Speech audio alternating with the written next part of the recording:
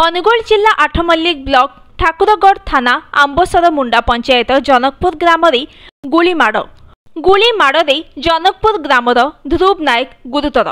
ध्रुव Naikar balm गोड़े गुली बाजी।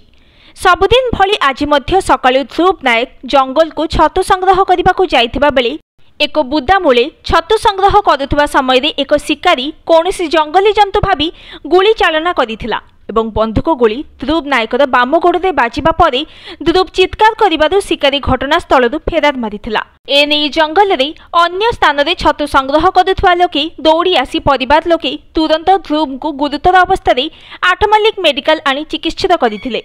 ध्रुवकर अवस्था संकटापूर्ण हेबारु तांको अनुगुल मुख्य चिकित्सालय को स्थानांतर करा जायछि।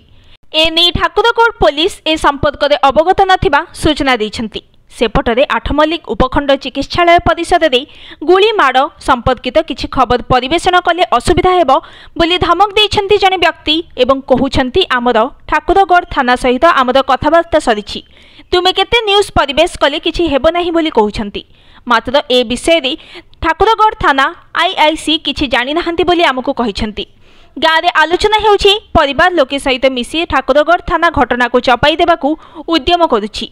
एही अंचल में अनेक बेआईन बंधुक रही एवं वन विभाग और पुलिस अवहेलारू अबाध शिकार जारी रही। खबर प्रसारण हेले शिकारी धरा पड़िबार भय रहिथिबारु तेणु गणमाध्यम को भयभीत करने को चेष्टा करुछन्ति शिकारी। एठारे ठाकुरगढ़ थाना और वन विभाग अपारगता पदारे पड़ी। एठी जंगली माफिया और पुलिस और वन विभाग मिलित भाव में चली सबु कारबार और ये घटना ही स्पष्ट जना पड़ुछि।